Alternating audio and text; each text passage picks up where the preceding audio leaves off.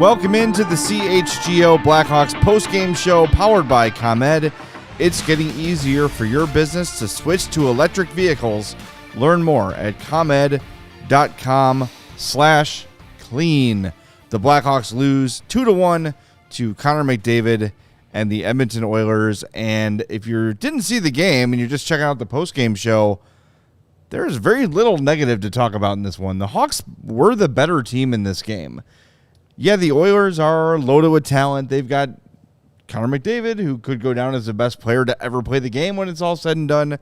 Leon Draisaitl, Ryan Nugent-Hopkins, on and on and on. But for 60 minutes, the Hawks were the better team in this game and just sort of lacked the personnel to put puck behind goalie. It took nearly half the season, but this team is finally starting to show every night like they did last season. Maybe it took all these injuries for them to finally be like, hey, so-and-so's not going to save us. We all have to do this. We all have to pull equally. They did that most of the season last year. We've been waiting to see this on a consistent basis this season. We finally got it. It started in that Rangers game. Mm-hmm. And then, you know, the Devils game is when Bedard and Foligno got hurt. And these two games so far at home against Calgary and Edmonton, great back-to-back efforts with a depleted roster. They were a little more healthy today. Yeah, Radish and Anderson were back.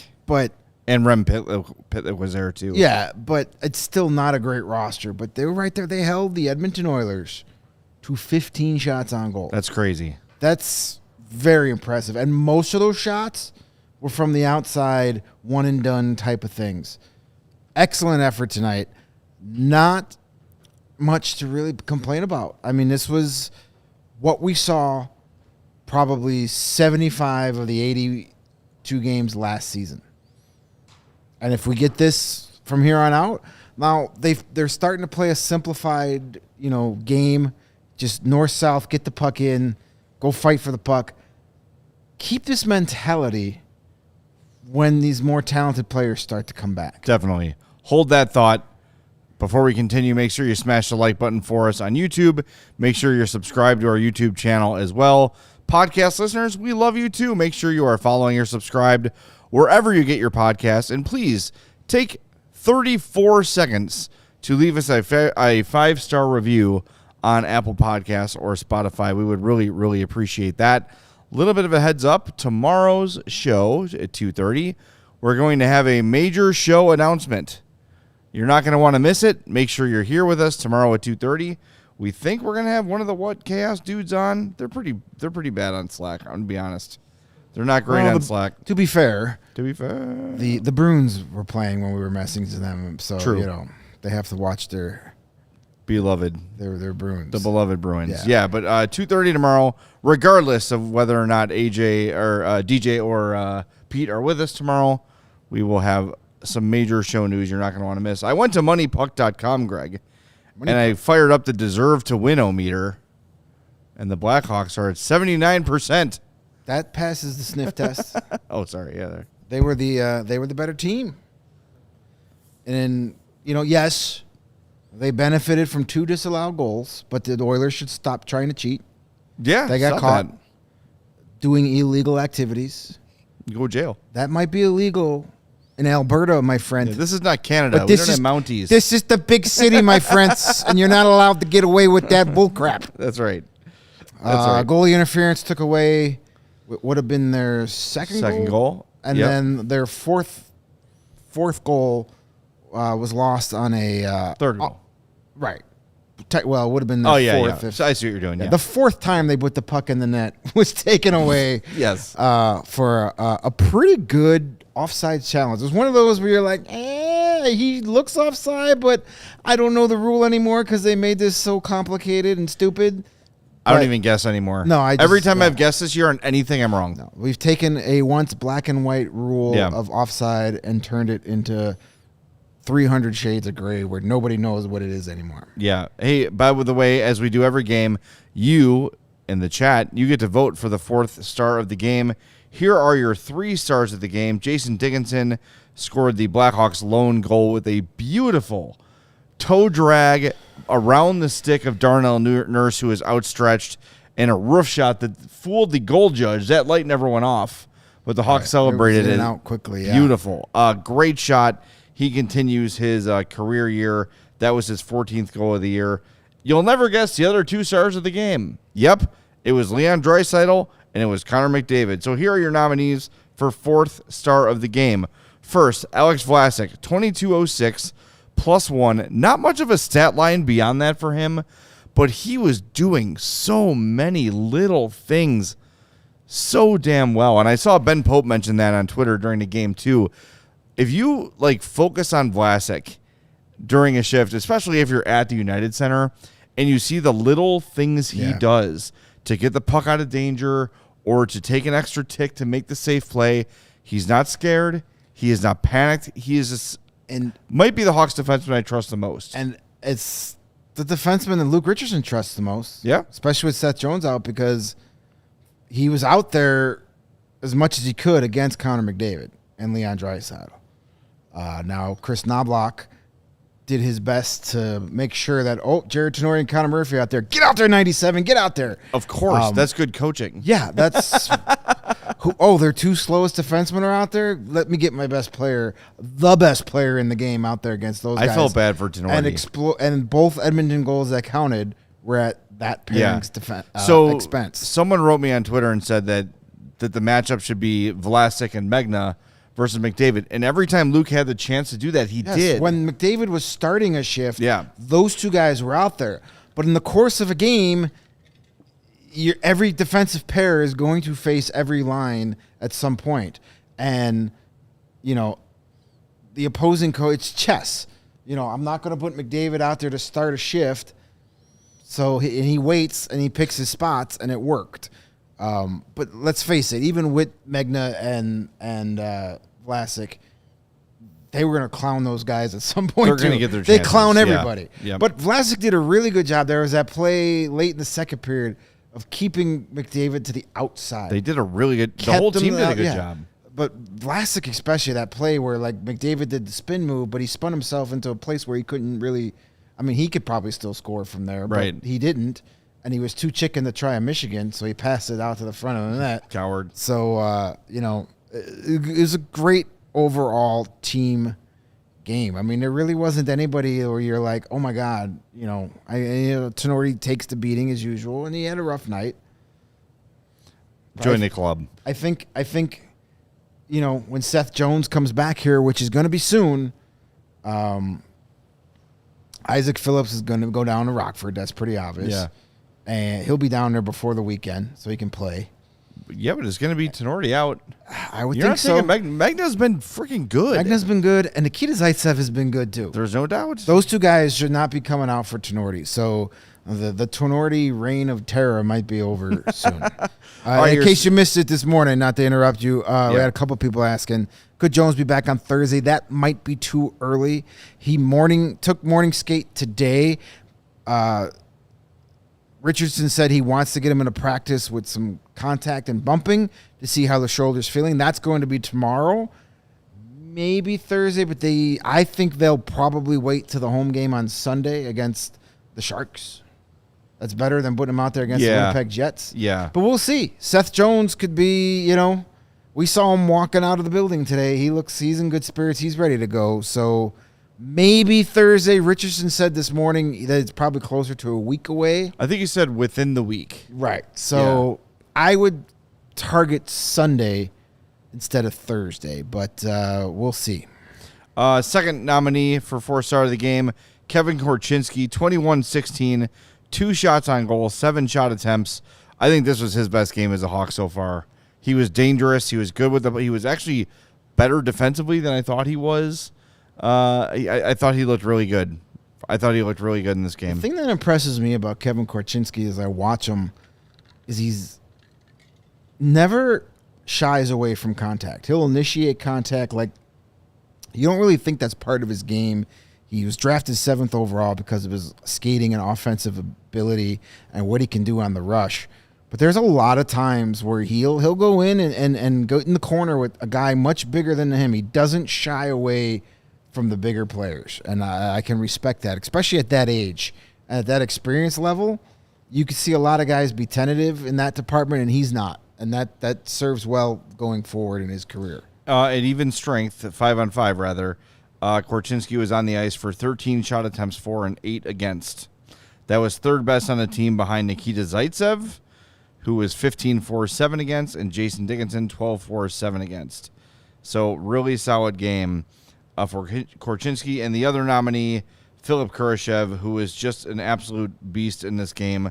20-41, 4 shots on goal, 9 shot attempts, not to mention the 2 goals he saved at the end of the game. Well, one of them was because he broke his stick. Yeah. And he had to go back to get a new stick. And then he was like right there to stop that empty net shot. Just as he drew it up, my friend. Had his stick not broke, they would have had an easy empty net goal. And then he made a play to prevent, I think it was Hyman's shot to force a goal wide. So great game by Philip Kurashev. I mean, you got Philip Kurashev, you got Jason Dickinson out there saying, I want to go to Toronto to replace Connor Bedard in the All-Star game. Yeah. Hey, and for 15 minutes tonight, Jason Dickinson and Connor Bedard were tied in goals. Connor McDavid. McDavid, yes. Yeah. The too many Connors. The lesser Connor. Well, he's almost tied with Connor Bedard now. He'll have a few more games to catch up to him, but for 15 minutes, Jason Dickinson and Connor and McDavid had 14 goals on January 9th, halfway through a season. I mean, one of them may have missed a few games, but still. And one of them has over 40 assists. Yes, that's okay. We had, on the way out, had a bit of a conversation with an unnamed Blackhawks person who was kind of echoing what we're saying, like loving the effort. This is what they need to bring kind of every night. And you sort of posed a good question to said person. I'll let you sort of phrase it yourself. Yeah, I just said, is it kind of like everybody's not waiting for number 98 to step on the ice and fix everything? They're kind of doing it for himself. And I didn't get any pushback on that thought. Yeah. And I think it's pretty evident. Not saying Connor Bedard is ruining this team. They can't win with him. But I think a lot of people are like, well, I just need to not make a mistake on my shift so 98 can jump over the boards and win us the game the next shift. Now they're like, screw it. I have to win us this game if I can. Well, I think part of it, too, is these guys they're aware of what the roster is. They're aware of who they are. And they say, if we don't play all out this entire game, we're going to get embarrassed. We're going to get laughed off the ice. And part of it is pride in saying, we're at the United Center. There's a decent shot that Connor McDavid goes off for 8 points against us in this game. We cannot let that happen. We have to do whatever we can to prevent that. And like you said earlier, the Hawks did a really good job of keeping the Oilers on the perimeter, keeping them outside, and limiting their really good scoring chances. I was just really impressed with the game plan in this one because you knew you were up against it. In the entire game at 5-on-5, the Hawks gave up 6 high-danger scoring chances. They had 7 of their own. Like, they did everything they could to stop McDavid and Draisaitl and company. And look, 97 is going to get his. You know it's going to happen. The goal he scored, the Hawks were changing. McDavid, not only incredibly fast, incredibly skilled, incredibly smart, is sort of hiding in the weeds. As the Hawks are changing, he's just sort of lingering by the boards, and then as soon as they jump off, boom, he explodes to the blue line. He catches a pass in stride. It's Jared Tenorti, R.I.P., and he's off to the races. Yeah. What are you going to do? And he makes literally one stride, and he's 9 feet past Tenorti. Just unbelievable what that guy can do. And yeah, you said he's going to get his. Draisaitl going to get his. Those were the 2 goal scorers tonight. But you kept this game close because you didn't let anybody else hurt you. You lived with, okay, McDavid Draisaitl, that line, it's the best in the game. Limit to them as much as we can, but take all the other 3 lines out of the game, and they did. Yeah, absolutely. Outside of a penalty, did you hear from Evander Kane all night? No. Did you hear from Ryan Nugent-Hopkins all night? McLeod is the guy who stood out to me otherwise for Edmonton. He was good. He's fast. He's a good player. I'm writing about McDavid for our Hawks Hits tonight. And Cheater. He he is. Seeing him in person is unbelievable. And I made a point of every time he was on the ice, I sort of like ISO-cammed him with my face. And it's not just that he's fast. It's not just that he's skilled. He can go. He is like 0 to full speed in a blink. And because he's Connor effing McDavid, he's got free reign from Knobloch and the coaching staff to just do whatever you want in the offensive zone. And you kind of see that a little bit with Bedard on the power play with the Hawks. But McDavid does it at all strengths. He's like a shark. He just circles the offensive zone looking for those soft spots. And he's so fast that you could be Connor Murphy or Kevin Korchinski or Alex Vlasic and you take a look. All right, there's McDavid. I know where he is. And a second later, you're over here, and McDavid's over there scoring. There's only one defenseman in the league right now that I think could keep up with him. Cale Makar. Maybe Quinn Hughes. Did you watch the Avs game last night? I did not see much of it. Right at the end of, I forget if it was regulation or overtime, but right at the end, Makar got the puck at like center ice and like just hit the turbo button, and he was gone. Yeah. It was like, holy shit. There was like maybe 4 seconds left, and from center ice, he got a scoring chance. Here's how you beat the Edmonton Oilers. You know who led the team in shots, the Oilers? Who's that? 4. Warren Fogle. Let Warren Fogle try and beat you. You're going to win more times than you lose. Better than Jared Fogle. Too soon. Connor McDavid had 3 shots, but like their other big players, Ryan Nugent-Hopkins, 1 shot on goal. Evander Kane, no shots on goal, 1 shot attempt. Your guy, Ryan McLeod, no shots on goal. Leon Draisaitl only had 1 shot on goal. He got his money's worth. But Darnell Nurse didn't even have a shot on goal. Zach Hyman, who has 25 goals, no shots on goal. That's super impressive. That is a formula for success. This was the best defensive team effort of the season. No doubt. Maybe even of the last 2 seasons. No doubt about that. This might have been the best team defensive effort in the Luke Richardson era. Well, look, this is the beauty of having 4 checking lines. That's a good point. Is that they're always out there. They're always out there checking. You know? A lot of people this morning when I posted the lines from Morning Skate, why is Rem Pitlick on the top line? I'm just thinking like, who cares? It's just listed first. Right. Like this is 4 lines and Luke Richardson's going to play whatever line is playing best. Yes. There's no number 1 line. It's 3 fourth lines. Yeah. Or 2/3 and 2/4. Why would you, at this point, why would you get hung up on that? Or people are like, why is Reichel so down on the lineup? Listen, if that line's playing good, it's going to get out there. They're going to play.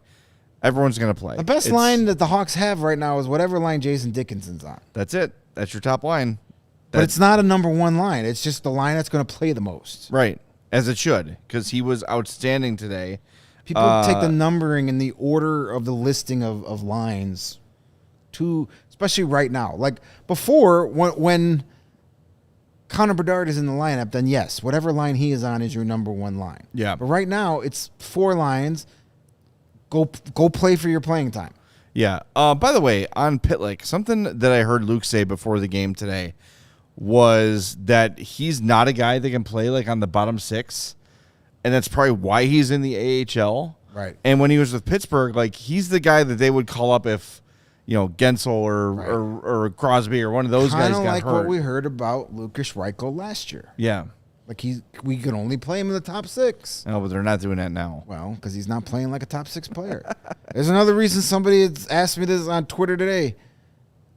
Oh, I'm sick of Reichel playing so down in the lineup. He's down there because of his own doing. He's earned it. He's had plenty of time playing in the top 6, and he can't take advantage of it. Yeah. Though he was, again, good noticeable tonight, but still can't do the things we need him to do. Yeah. i.e. score a freaking goal. I'm curious to see if his name came up with Luke postgame. We're going to talk to Mario here in a little bit when he dials us from the United Center. But let's spend a little time on Pitlick, because I do think, like, we noticed this with Beauvillier, where, you know, he comes in a little bit, plays pretty well, and then kind of takes him a while to find his stride. And as soon as Beauvillier starts to look like he's catching on, he gets hurt. It takes these new guys some time to really find their place on their new team, to learn their teammates. I said to you during the game, do you think there's anything more awkward than going and celebrating a goal with your new teammates that you don't know? They're all hockey Hey, bros. let's all hug. Like, I don't know you. We've never met. They're all hockey bros. I've never seen you They're before. fine. By the way, a lot of people in the chat are talking about the Cutter Gauthier thing and Trevor Zegras. It sounds like a great topic for tomorrow's show. It does. So join us tomorrow at 2:30. We're going to get into all that stuff. Zegras is hurt again. Yes, he is. Seems to be a trend this season for him. It sure does. But, yeah, Pitlick, it was kind of fun because I covered Pitlick a lot in the AHL when he was in the Nashville organization. He was playing in Milwaukee. Licky? Pitty? Picky Lick. Pitter? Picky Lick, I think. I don't know, whatever. It's got to be Pitter. Bitsy? Pitter or Licky. Or Remy. Anyway, covered a lot of his games, you know, when he was with the Admirals playing against the Wolves and the Ice Hogs. And it was just weird because on those teams, too, for like multiple seasons, was Rem Pitlick, Colin Blackwell, and Jared Tenorti, and now they're all playing in the NHL together here in Chicago. So it's just, I always like having spent 4 full seasons covering the AHL when I see those guys that were grinding it out. Yeah. Finally get a little bit of opportunity here at this level. You want to tell us about Empire before we bring in I Mario? really, really do, because I've had flooring on my mind all day. With Empire today, you get shop-at-home convenience, the right product for your needs, quick and professional installation, and a low price guarantee. Empire today is the best place to get new flooring, so of course they have lots of copycats, but Empire can't be beaten on quality, service, speed, so competitors advertise low-quality products that Empire simply won't carry. Empire won't promise the lowest prices because anyone who does is putting flooring in your home that they wouldn't put in theirs. They keep shopping for floors simple with a curated product selection. They're not going to overwhelm you with a ton of different products. They're just going to give you the best product out there. And that's all you really want. Plus, they have this really cool virtual floor designer where all you got to do is snap a picture of the room you want to put the new flooring in, and then your new floor will magically appear so you know what it looks like before you buy it. Cool. They pride themselves on their convenient shop-at-home service. They help customers shop for floors where they use their floors so they can see exactly where their new floors will look like in their new home's lighting and decor so they can make the informed decision. They service their own warranties. If there's ever an issue, just call Empire. They service all warranties themselves. You won't have to track down a manufacturer's phone number. None of that nonsense at the big box stores. So schedule a free in-home estimate today. All of our CHGO listeners can receive $350 off when they use the promo code CHGO. Restrictions apply. See EmpireToday.com/CHGO for all the details. And if you want to get yoked like Steven, you got to go to the Midtown Athletic Club.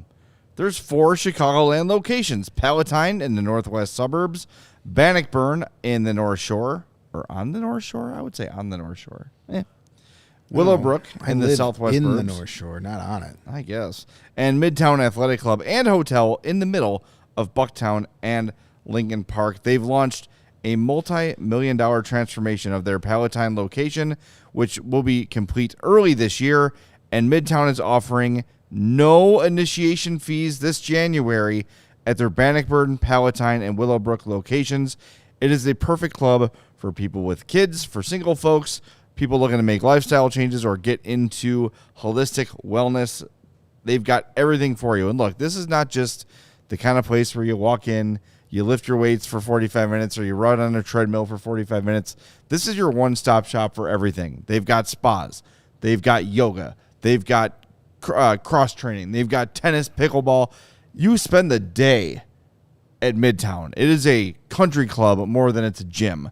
You owe it to yourself to check it out. It is super high end. It is an awesome place. Head over to midtown.com/CHGO to find out more and to tour the Midtown Athletic Club nearest you. Now we head out to the United Center and welcome our friend, our pal, our buddy.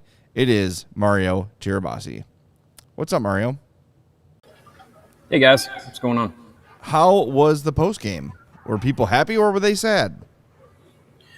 Well, I mean, you're not going to get a happy post game after a loss, but I would say that this was a game where, you know, the team was pleased with their effort and their performance. And you know, we talked to Joey Anderson, Jason Dickinson, and Luke Richardson after the game, all of the Suns. And, you know, they all echoed that the work ethic is what kept them in this game. And I think, you know, watch this full game and there's nothing you can argue about that. You watch the last few games that this team has played. It is starting to look reminiscent of last year's team where the identity was we have to outwork teams to be in games. And given the injury issues that this team is facing right now, they have to rely on their work ethic and trying to outwork opponents to be in games. And that's what they did tonight. They put in the effort to hang in a game with the Oilers. They got some help from some overturned calls, but I mean, this was, I believe, the lowest amount of shots on goal that the Blackhawks have allowed in a game this season. And I would venture a guess this is the lowest amount of shots on goal the Oilers have produced in a game this season. So I by a long shot, too. I looked it up earlier. 23 was their previous low. Yeah. So, I mean, that's even in a 2-1 loss, that is an accomplishment for this Blackhawks team, even if they were full strength. I mean, this team where they're at with their injuries right now, to lose 2-1 to the Oilers and limit them to the least shots on goal that they have had. And your two goal scorers are Leon Draisaitl and Connor McDavid. Like, you take that game 9 times out of 10 for this Blackhawks team. Yeah, a little note from the broadcast. This was only the 8th time the Hawks have outshot their opponents all year. They're 1-7 in those games. And you said to shoot more. So the secret is, Yeah, well, it's also the 22nd time they've scored first, and they've only won 8 of those games. That's crazy. Well, it's not a good team. So score second and shoot less. There it is. Yes. Go tell Luke. Run down and tell Luke right now. That's the strategy. Right. We've cracked the code. Well, here's what I'm interested in. I know you sent some a bunch of video in, and I'm sure we're going to get to some of it. But I'm curious as to if anyone offered an idea as to why it has taken these injuries for this team to find this level of compete and play. Because it's something that we have been looking for the prior 38 games of the season until this last little reach and stretch where they've been playing their balls off. What took it this long for this team to find this? Did anyone offer any thoughts on that? Not directly, but I think, with what Dickinson said about, the team and the way that they've played, and Richardson, said a lot of the same things too. It's kind of just where they're at with the lineup. They're kind of forced to play this simplified game. And the way that the roster is made up right now, you don't have a lot of guys that are top 6 skill guys that can create a lot of offense or do anything like that. It's a lot of just north-south guys. And sure, you have a lot of 3rd and 4th and 4A players in your lineup playing above where they usually should be. But, it is a team made up of guys that try and play simple games. So when you get a squad that's 2/3 or 3/4 of a team made up with, that kind of style of player, that's really all they know. That's all they know how to do to succeed in the NHL. So you get a roster of guys that play like that, and you're going to get a lot of efforts that look like this. Now, are you going to go out and say this is the blueprint for successful hockey? No, you need the skill guys to be able to be those difference makers. But I think with this team, this is kind of where they've kind of been shoehorned into this style of play. And on Dickinson's goal, He talked about how it was his chance was able to be created. Got a fly buzzing around me. His chance was able to be created because on that rush attempt, Joey Anderson did the smart thing, did the simple thing of just going to the front of the net on that 2-1, and that forced the Edmonton defender, who I believe was Darnell Nurse, forced him into making the decision: do I play the guy charging the net, or do I try and make a play on the puck or on the pass? So he, hits the old LB and RB, dives on the ice, and Dickinson is able to make a play and score. So it's a play like that where, the simple thing of just going to the front of the net on that chance by Anderson forced the defender to make a decision. You didn't have a situation where, because Anderson might be, trying to slow play it for a drop pass or look for something cross ice. Like, he's just going to the front of the net to force the defender to make a decision. That puts it on Dickinson to say, all right, I have the play to make. You take a lot of the thought out of the game when you simplify it. And on that play, it was Jason Dickinson had a rush chance, and because of what Anderson did, it turned into a one-on-one with him and the defender, and he won the battle. So, if a lot of, I think the biggest question is going to be how does this effort, this mentality translate when you get the guys back from injury? Because most of the guys that are all injured are your more top six skill-based guys. So it'll be interesting to see.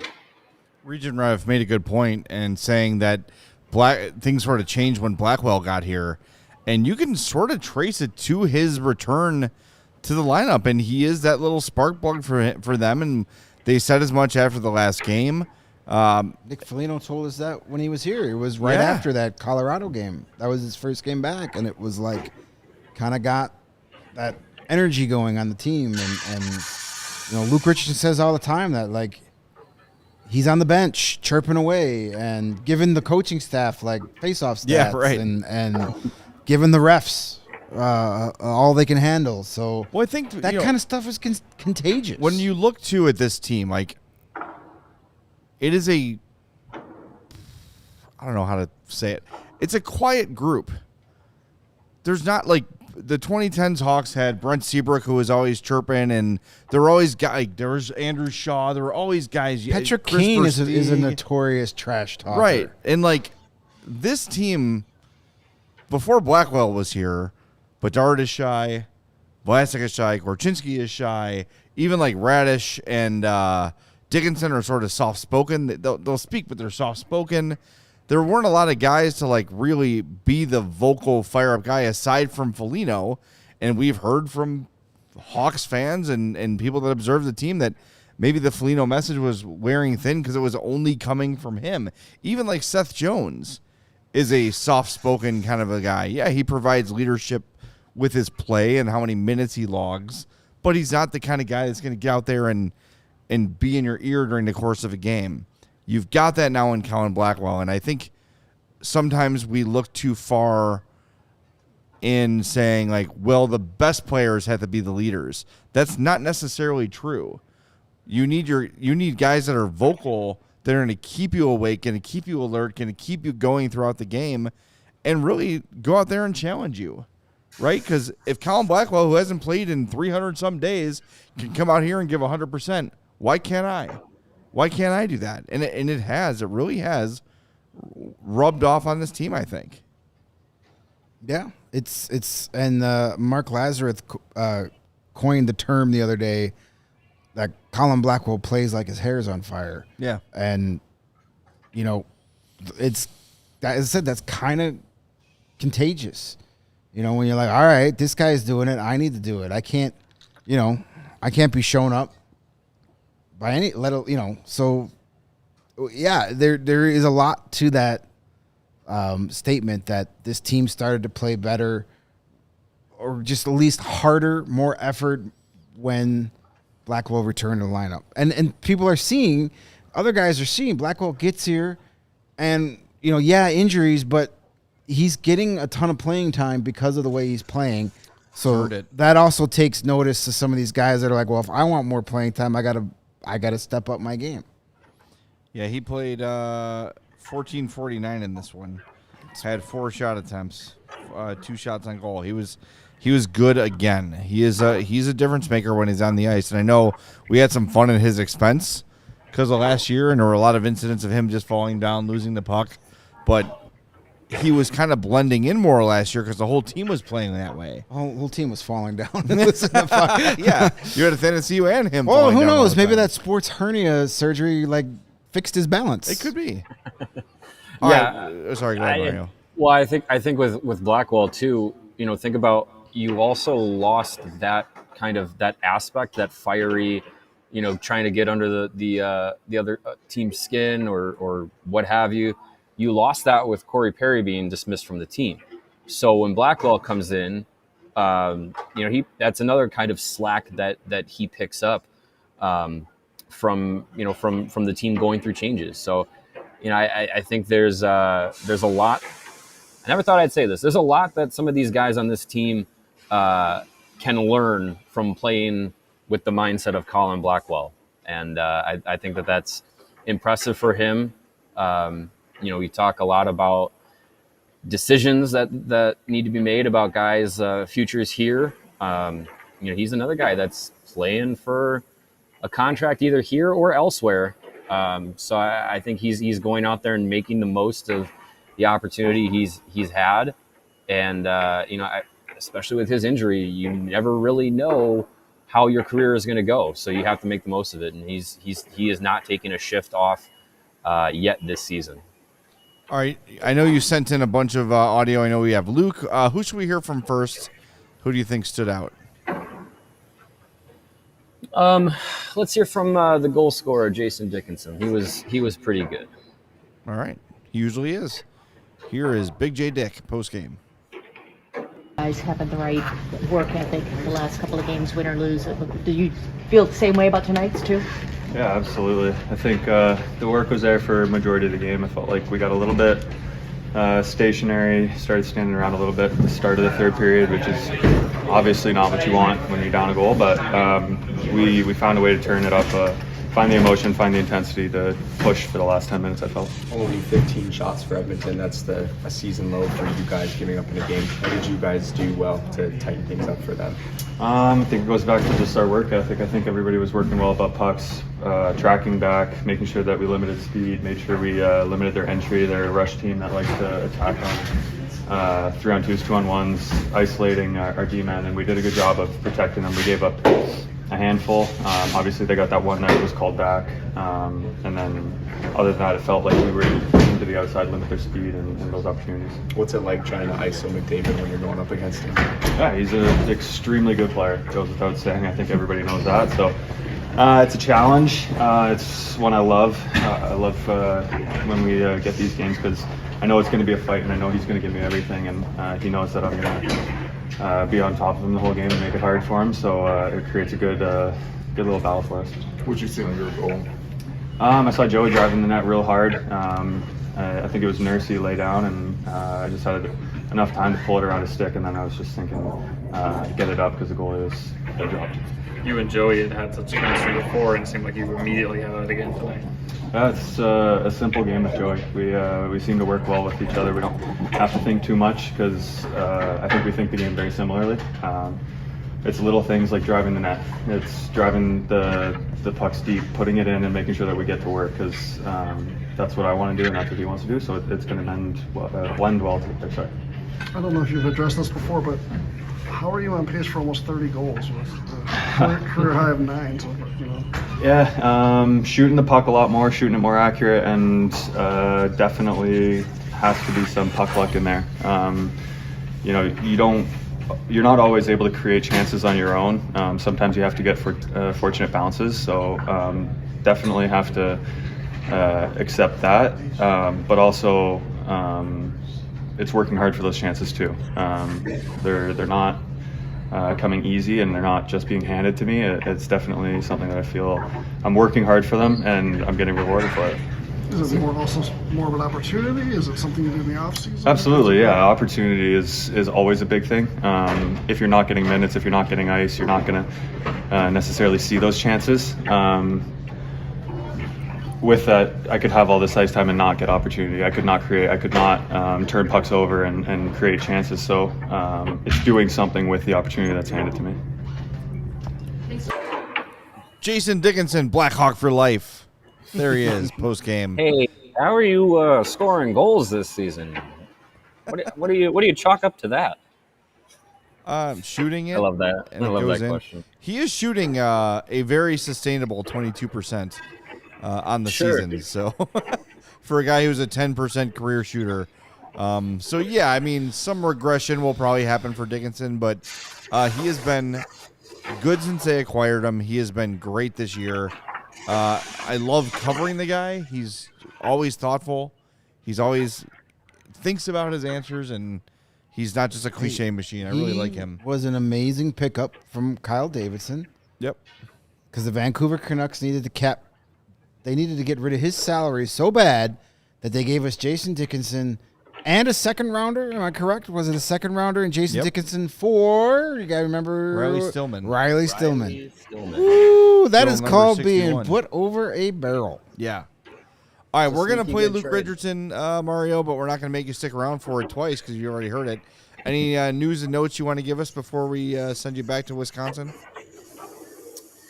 Well, I won't spoil it for Richardson's presser here, but there is no update on Connor Bedard, but we'll probably get one tomorrow. Bet you that's the first question asked after practice tomorrow. Oh, after practice tomorrow? Yeah, I'm sure. Yes. Are we all going? Should we RSVP? I'm going. I will be I'm there. going. All right, we'll all be there. It's the All first time. We're like a full Voltron for the first time in months. Nice. News team, assemble. It's gonna be like, I don't think we've done that since like the third day of training camp. It's been a long time since all three of us have been in practice. I had Yeah. everything Fun. going on with my mom, and Mario had some family business to attend to, and like it's just been crazy. So back at Fifth Third tomorrow to freeze my nuts off. I'm going to treat myself to a donut Nice. You've earned it. from Raise the Cup. I think I have. You've earned I it. agree. I'm gonna need to bring like an electric blanket after tonight's game just to get my body temperature back to normal before Yeah, it practice. was really cold in there. so cold in Really there cold now. in there. Ridiculously cold in the United Center. I agree. And I am a fat and guy. it's I'm not never just, cold.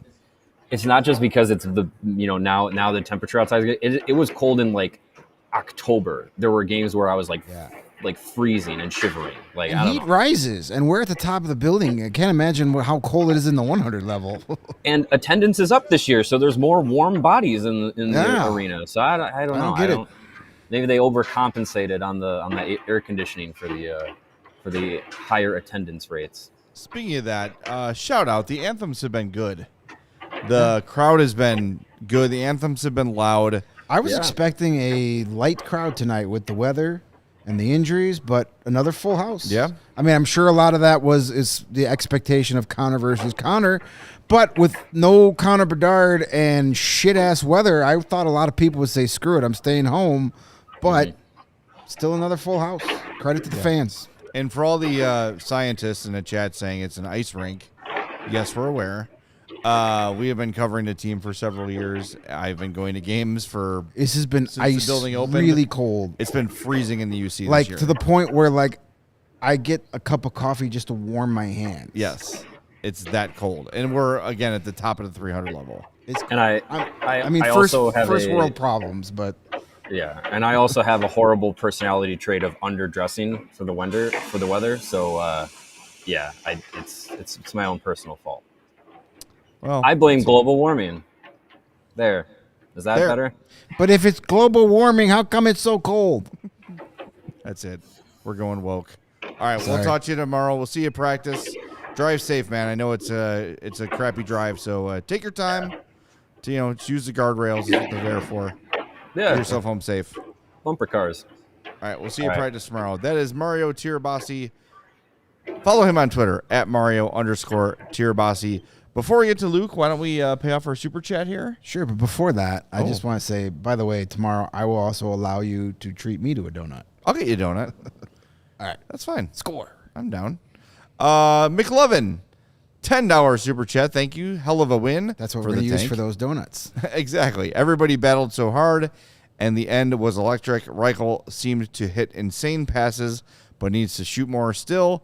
was this Korchinski's best game so far. I agree pretty much on every point. And, yeah, I do think this was – it's always hard to say, was this his best game? Because I'm sure there's few we're forgetting about. But, he was really good in this 7 shot one. attempts. More of that, Yes. please. Yes. Be the dynamic offensive defenseman you were drafted to be. That's what you're here for. Stop the freaking slingshot. Like we've had that before. We don't need to go into that. But just, you don't have to do it every time, dude. You don't.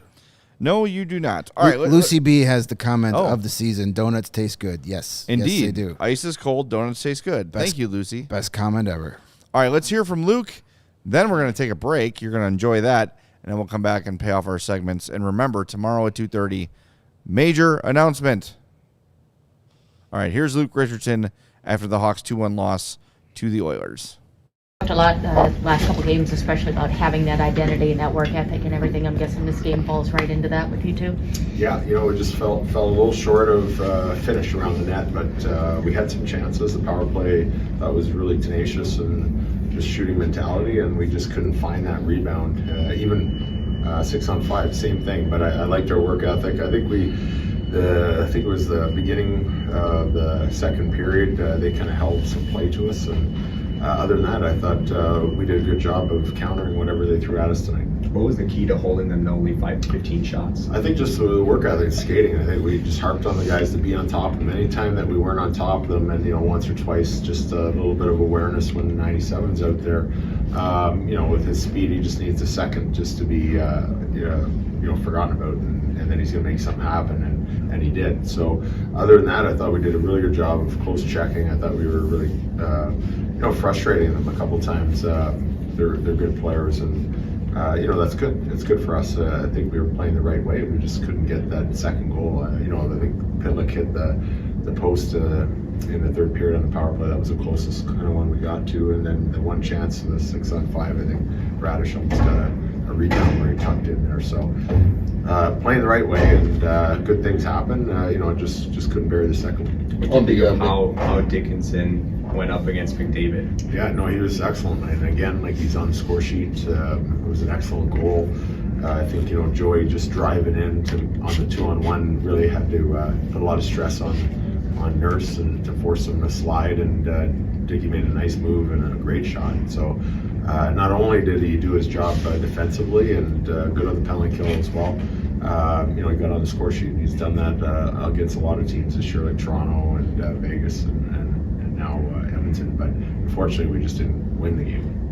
On the McDavid goal on the line change, who was supposed to pick him up? Well, I think we didn't have him even on before the line change, so that line change is kind of a little bit irrelevant. It's just we got to try and be above him at all times. I think our D just can't shift that early.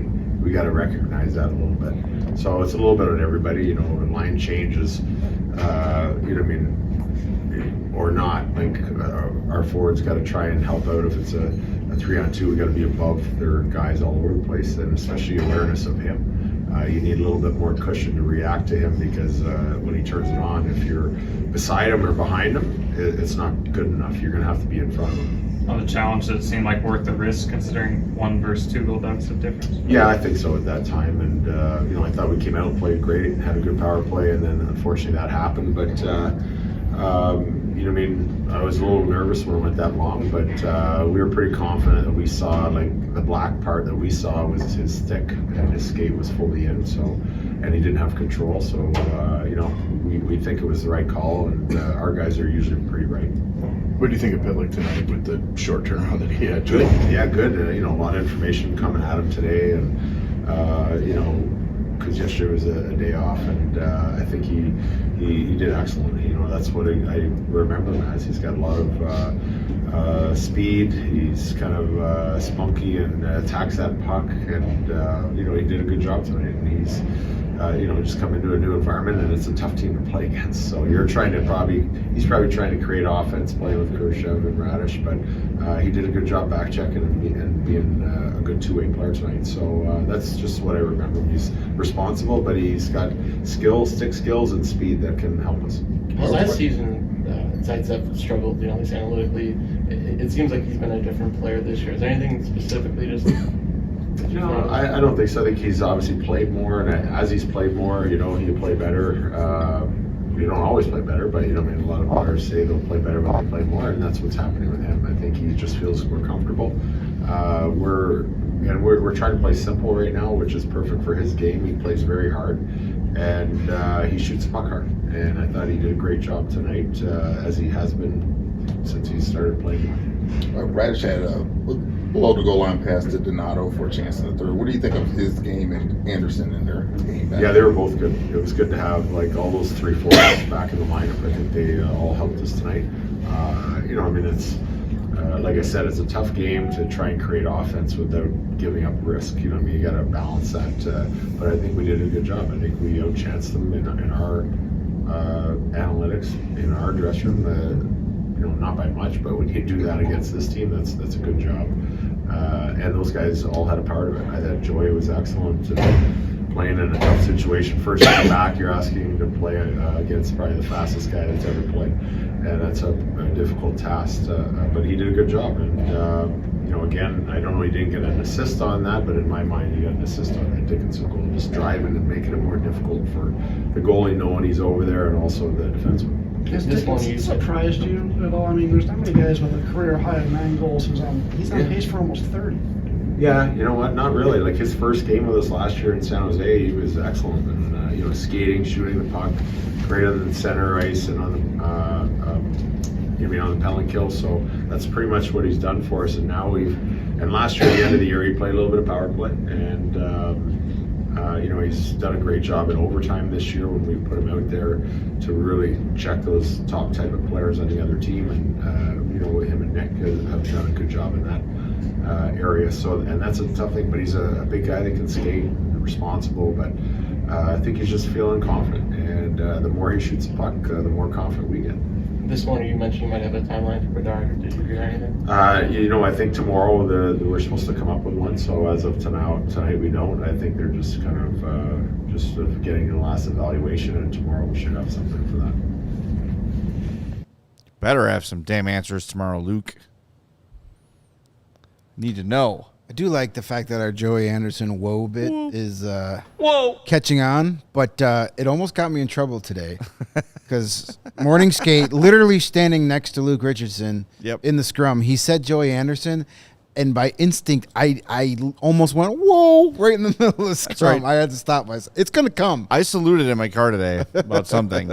And that's catching on, too, because I said major, I used major something in a tweet, and now everyone's sending me salutes. So I love the organic that's the idea. Stupidness of us that spreads. So organic stupidness is the subtitle of the show. Yes, it's also a really good Counting Crows album. You are going to hear it in a post game. You're going to be watching a live post game of Luke Richardson, and all of a sudden you're going to hear, whoa. I just want the Hawks to just start doing it. We'll let them do it. Yes, they could pay us. By the way, people are wildly speculating what our major announcement is tomorrow. If someone gets it right, we'll tell you that someone got it right, but we won't verify exactly what it is. So far, from the guesses I've seen, no one's gotten it so far. Yeah, some of you guys are being little hint. It is silly. a programming announcement. Yes. Okay. None of us are changing our diets or anything like that. No, hell no. Hey, but you know what you can change? Underwear? Can you, though? Sure. I wouldn't know. Well, it's getting easier for businesses to switch to electric vehicles. Oh. And that's something we can all get behind, right? Yes. For the health of the planet and for the well-being of all of us who share it. Yes, Greg. The electric grid is evolving to meet your cleaner energy needs as we all move with confidence towards an electric tomorrow. Whether you have one delivery van or a whole fleet of shipping trucks, ComEd can help guide you to make the changes that make sense. So what should those business owners with auto fleets do there? They should go to ComEd.com/clean to learn more about the resources, fleet rebates, and infrastructure incentives available to help businesses go electric. If you or someone you know owns a business, don't wait. Start making your plan today to switch to electric vehicles. Good for business, good for the planet, good for all of us. Go to ComEd.com, pay attention, /clean. Oh, I'm sorry. I was reading all these wild guesses in the chat. Did you say ComEd.com/clean? Yes, I said ComEd.com/clean. Go there after the show and see how going electric connects us to a better way of doing business and a better future for generations to come. Speaking of things that are better, yes, CIRCA Sportsbook is better than all those other apps out there. You know why?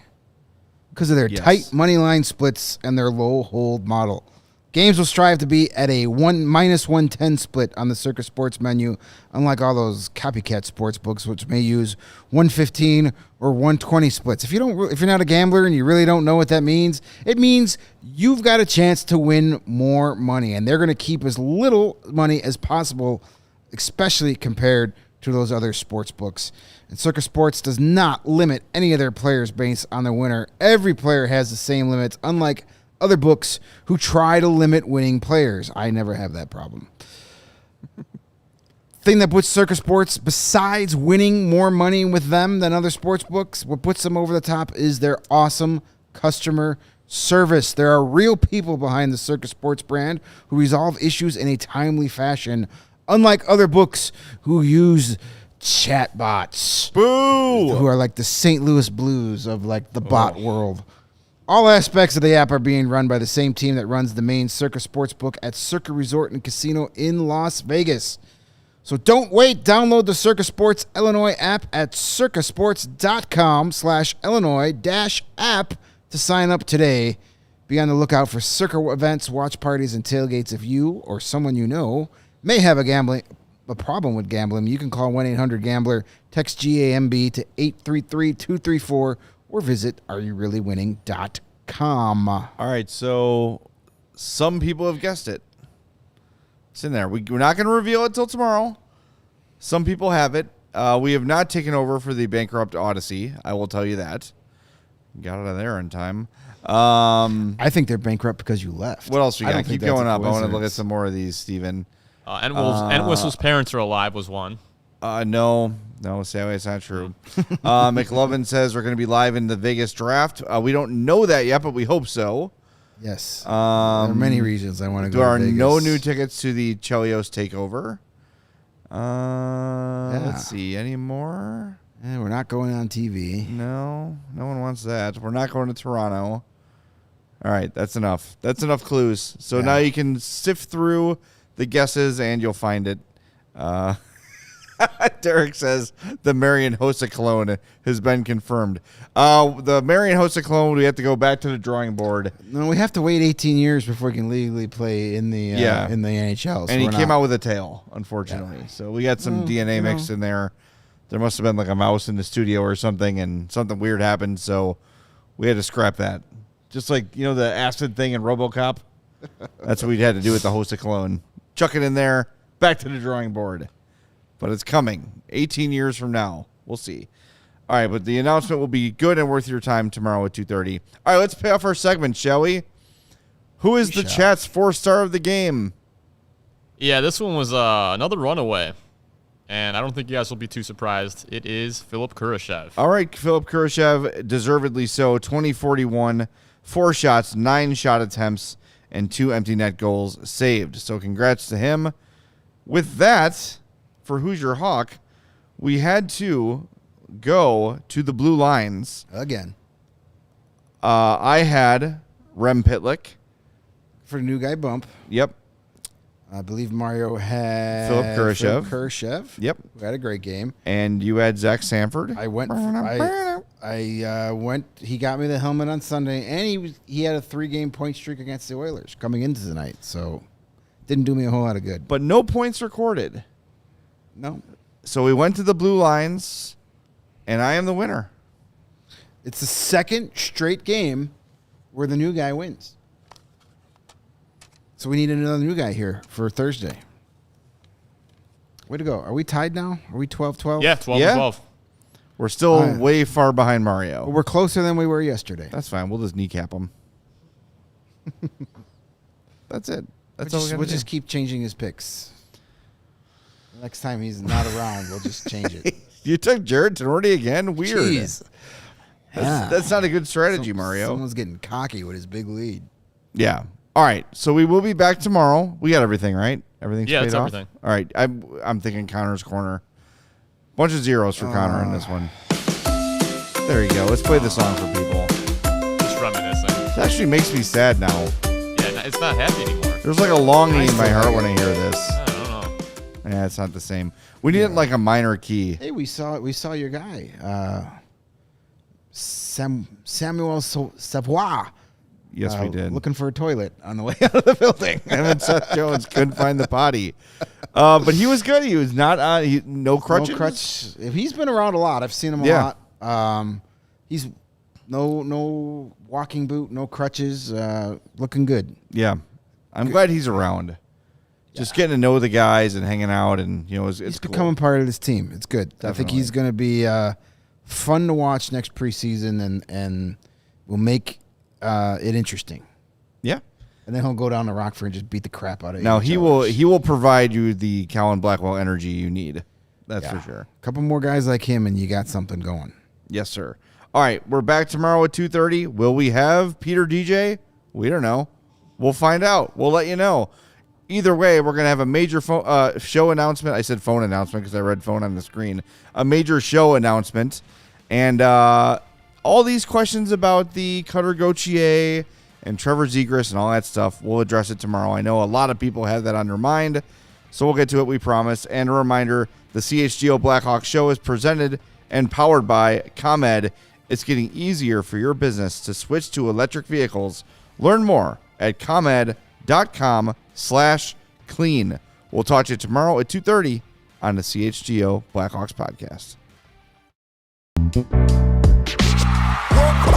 We all silly like the mayor.